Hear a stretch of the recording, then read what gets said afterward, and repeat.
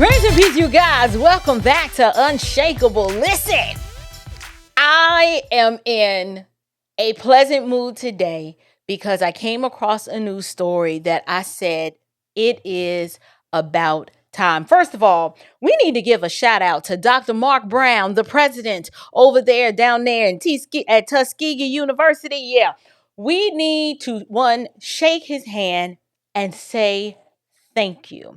Now, it is sad that something as simple and basic as students cannot wear house shoes and bonnets and do-rags and revealing clothing for the most part on campus. Like, that should not be a newsworthy story.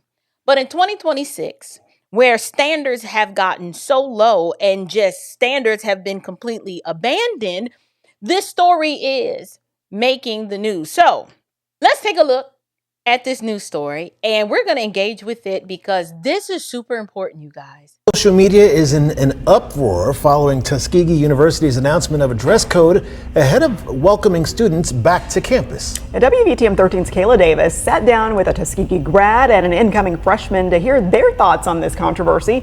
Kayla, what has changed and why are so many people reacting now? Carla Guy, we first have to establish the fact that this is not necessarily a new thing. I found a Tuskegee University handbook from more than a decade ago that says students are required to dress in, quote, good taste. Now, where all of this recent controversy comes from is a message from President Dr. Mark Brown that specifically listed what students cannot wear on campus, and the takes on that message are now going viral on social media. No bedroom shoes, no bonnets, and no do-rags to class or the cafeteria. That's only some of the updated dress code policy at Tuskegee University. The announcement has taken social media by storm, with opinions split over whether the rules are appropriate or an overreach. Kaylin Parham, a 2022 Tuskegee grad, says the discourse has been shocking. So when I'm seeing it blowing up all over the internet and the shade room and every which way, I'm like, wait, what's going on here? Y'all talking about my school? The updated policy also requires students to wear business attire for business meetings and to avoid revealing clothing in class, the cafeteria, and convocation. Parham says this has always been the norm. That was normal to see our men walking around with suits or a nice, shirt and tie, and the ladies all dressed up, even if they weren't going anywhere. It was just normal. The main debate on social media surrounds wearing do-rags and bonnets in public. Parham agrees with the university's message, but says the reaction on social media has gone too far. I've never seen anybody walking around with a bonnet on at school, outside of the dorm. I've seen some very distasteful, AI images of students, and they're showing us on campus with bonnets and do-rags. It's all fake news. It was never about bonnets and do-rags. I asked her when she thinks the switch happened. After COVID, you don't know what anybody's wearing to class because it's just a bunch of black screens on your computer. And with all the added attention, she worries incoming freshmen may be left with a bad taste in their mouth. But not for Tia Bird. Despite her classmates' hesitancy, she says she sees the purpose. It's our home away from home, so the part where it's being enforced in dining halls and areas that they say is kind of like our kitchen, I kind of see the pushback from that. But of course, being prepared for our professional careers, I see the purpose. You should present yourself in the best way possible, and a lot of that has to do with appearance. Well, I did reach out to Tuskegee for comment and was referred to the original message sent out to students. It says, in part, the goal here is not meant to restrict you from enjoying the Tuskegee experience, but to prepare you with a solid foundation for the workforce you will enter once you leave Tuskegee. Yeah, so this was so refreshing. When I first came across this, I said, thank you, Jesus. Listen, I told y'all I travel a lot. Since I've been doing content creation, and I made it a personal mission of mine that whenever I travel, that although it is tempting to want to just wear, some joggers and a nice loose little sweatshirt, I said, absolutely not.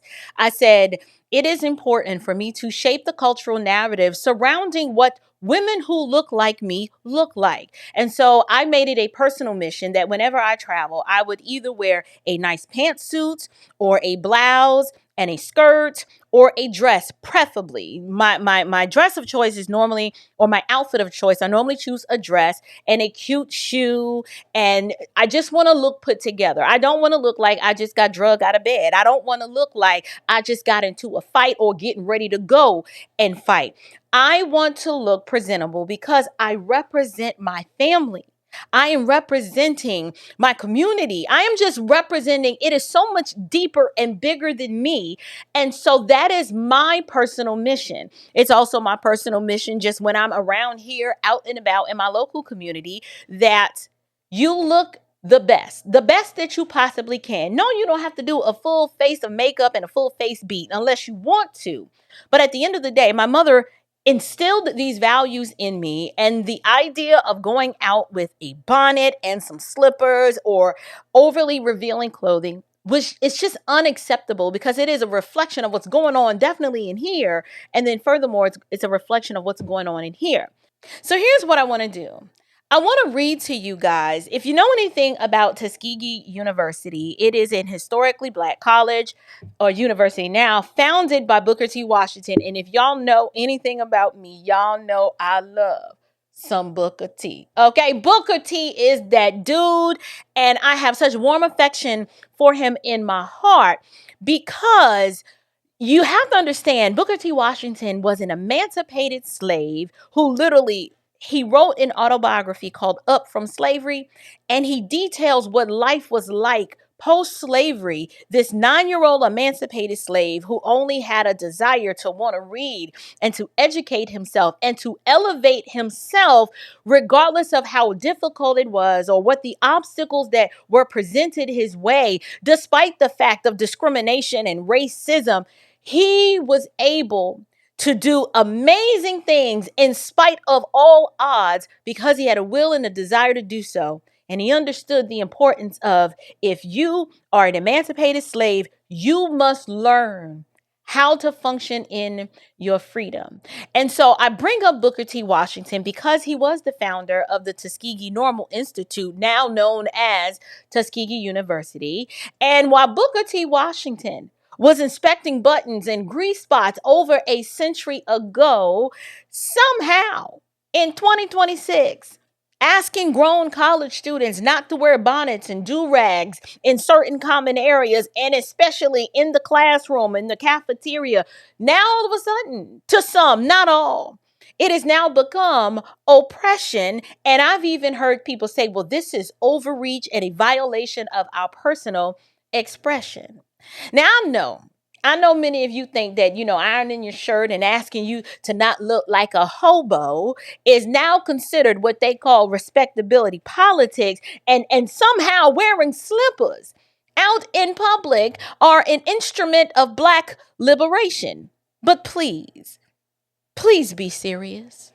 Dr. Mark Brown over at Tuskegee Institute is trying to teach you young people and your parents, because some of them don't know no better either, the importance of being serious. The president has issued a statement, and sadly, it is necessary in today's cultural climate. He felt it was important to reiterate and highlight this because if we're ever going to turn the tide of the culture back to a sense of normalcy, a standard must be set and established. And not only that, it must be enforced. And so the first thing I want to do, I want to applaud Dr. Brown for having the courage to do what so many within the Black community are afraid or refuse to do. And that's hold their own accountable. Now, I do it over here a lot on this channel, but I'm told that I'm anti-Black every time I attempt to hold my own people and cause them or encourage them to raise the bar and raise a standard because they are better than this. And this university president, he's not the only one. We've had the comedian Monique has had to do it. India Irie has talked about the low standards of what our women are doing these days. We can even go back to Bill Cosby. Y'all remember when Bill Cosby had the nerve to tell Black folks about themselves and how they canceled him? And Barack Obama talked about our Black men and pulling your pants up and things like that. This is about having standards. This is not about limiting your personal self-expression, but even if it were, so what?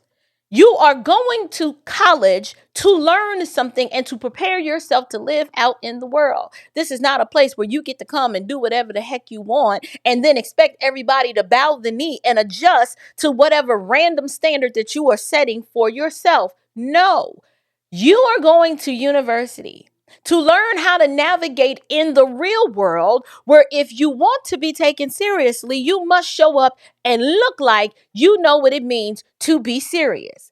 So I understand maybe in the past decade or so that where you were living in the days of DEI and low standards and low expectations and trash outcomes. But guess what? A new day is here. Those days are over. And Dr. Mark Brown, he is not dragging Tuskegee backward. I know a lot of people like, well, this just feels it's too restrictive. And, him want us to follow rules, right? He's not dragging them backwards. What Dr. Brown is doing is actually calling Tuskegee home. He is invoking the spirit of Booker T. Washington, because Booker T. believed that education involved more than just filling up students' head with information. Any organization or educational institution can do that. But it meant that you need to form habits of discipline and cleanliness and self-respect, self-control, professional excellence. All of the things that DEI wants to make sure that you don't know anything about, and just expects the standard and the bar to be lowered simply because you are Black. Booker T. Washington would shudder at the thought and the concept of DEI. I don't know how much you know about the history of Tuskegee Institute, but Tuskegee students were once inspected every evening. And the goal was to ensure that their clothes had no missing buttons. There were no tears. You could not have grease stains. So no, telling students to leave the bonnet and the bedroom slippers and the pajamas in the bedroom, it's not an attack on Black culture. It's a restoration of Tuskegee culture. And in a broader sense, it is demonstrating to these students that this is what the world expects of you. You are not special. And yes, you will be judged by the content of your character. And the best way to demonstrate what kind of character you have is how you show up and present yourself to the world. And showing up in a bonnet and a do-rag is literally telling the culture everything we need to know about your character. Now, I attended an HBCU. I don't know. We've been talking about HBCUs a lot, but at Spelman, I don't know what they're doing over there now with all the lesbians and new rules and progressivism. But when I was there, we were required to wear, for particular occasions and events, a white dress, flesh tone stockings, and Black shoes.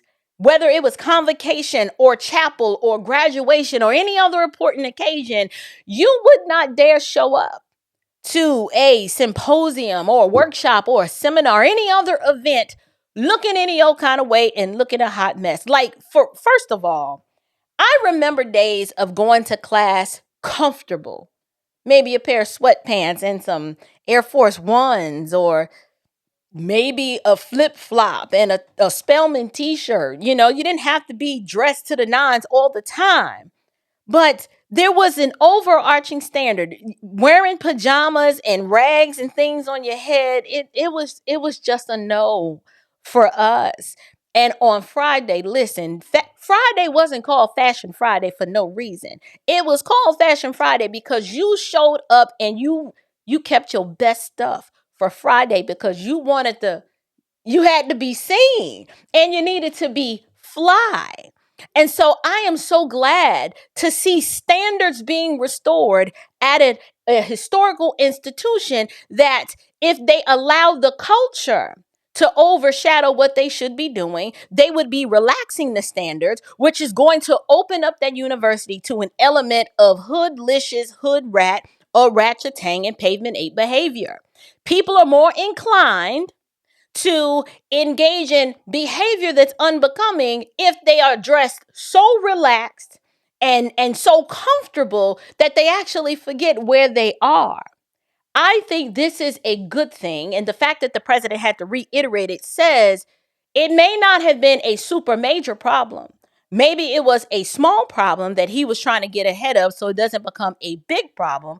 Or maybe he didn't want it to become a problem at all and wanted to make sure that he reiterated what the standard is so that you couldn't claim ignorance and act brand new and slow like you didn't understand. So at the end of the day, what does all of this mean? This means that a broader conversation is being sparked in the culture. And it needs to happen because too many within Black American, the Black American ecosystem, it ain't that we have low standards. We have no standards.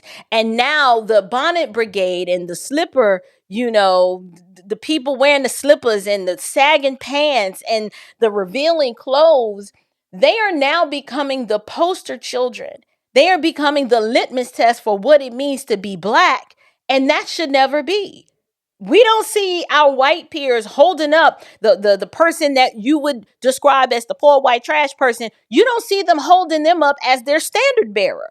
They actually shun them. They don't celebrate them and they are ashamed of them. But for some reason in our culture, we just like, I want to get on a plane with a bonnet. I don't see the problem. Well, the rest of us do, and that's the problem. The rest of us see it. And what happens is that attitude is spilled over into the workplace, and it's demonstrated in your poor performance because you have low standards in your personal grooming, and therefore you probably have low standards as it relates to your work ethic and timeliness and cleanliness and all the other areas that this can possibly impact. So the last thing I want to do, I want to show y'all this clip. And I just want to, I'm spicy. Y'all know I'm spicy, right? But Monique, the comedian, she's like that auntie that really don't want to hurt your feelings, but has to tell you the truth and tell it like it is. And for whatever reason, some of y'all, you're so butthurt that when someone tells you the truth, you take it as a personal attack versus as someone trying to help you. Monique is about to help some of y'all. Take a listen to this. I've been seeing it, not just at the airport. I've been seeing it at the store, at the mall. I've been seeing sisters showing up with these bonnets and headscarves and their slippers. And the question that I'm having to you, my sweet babies, when did we lose pride in representing ourselves? When did we step away of let me make sure I'm presentable when I leave my home? Let me make sure I'm representing the family I created so that if I'm out in the street, I look like I have pride in myself. And I'm not saying no full face of makeup. I'm not saying no full front lace frontal. I'm not saying none of that. All I'm saying is, could you please comb your hair? And if you don't want to comb your hair, they got enough shit out here now, baby, where you can style yourself up and look like you have pride. So shout out to Monique. Don't know what she's doing lately. Don't necessarily agree with her on everything. But on this particular topic, she was spot on. I like the way she worded it. And it could be because Monique is from a different generation. She's a little older.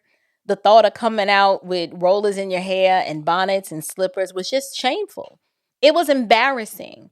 But it's become so normalized now that there are actually people out there that take it as they take personal offense to having any sort of standard or restriction placed on them. And then when they don't get the outcomes or the results, or they're not respected in the world or received in the world the way they think they should be, they want to blame it on racism. And my whole point is, no, this is not about racism. This is about having a standard that applies across the board and this is just what it means to be an adult. Right? Like children, petulant children who can't be controlled, who can't be told anything, who are just naturally rebellious. They're the ones that demand to wear the princess dress to the playground. Right? It's because they don't understand times and seasons and occasions and what's appropriate and what's not. So they have to be taught. They have to be trained. Well, in the same way, a lot of people in the culture today, they didn't learn these things at home. Their mamas never taught them about proper undergarments. And baby, why is your booty hanging out? And sweetheart, we don't leave the house with a do-rag or a bonnet on our head. What are we doing here? No. We don't do that. Some of these people have never learned that. So in my opinion, what better place to learn this if you are enrolled at Tuskegee and the president of your university is like, hey, I'm so glad you're here, but just in case you didn't know, you cannot wear slippers or a bonnet or a do-rag or revealing clothing to class or in the cafeteria, and you darn better sure not show up to convocation dressed that way. Oh, and just to reiterate, the expectation for business events and things like that is to dress in business professional attire. Why? Because your parents are sending you here for the sole purpose that when you finish and matriculate and go out there, you will know how to conduct yourself appropriately.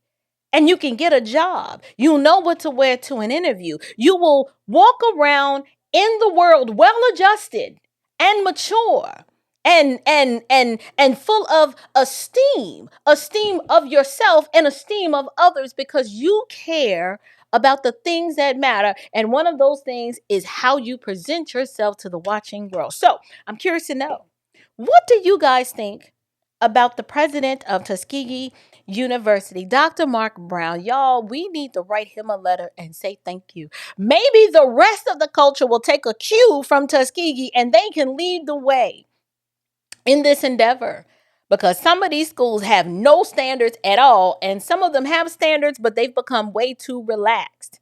And so I think it's important that he implemented this standard. I'm curious to know, what do you guys think? Is it excessive? Is it too extreme? Is this overreach? Or you're like, no, it's just normal. And we need it because these young folks, their parents, we don't know what they're teaching them, but they're not instilling in them the proper values. And this is why when they get in the workplace, they don't know what to do, what to wear, how to act, or how to conduct themselves. They just don't know. He's really trying to help you. You really should be thanking him. And you should be appreciative to this memo that he issued. So whatever it is that you think, leave me your comments down in the box below. And until next time, you guys, stand firm, stay bold, and above all else, stay unshakable. Grace and peace.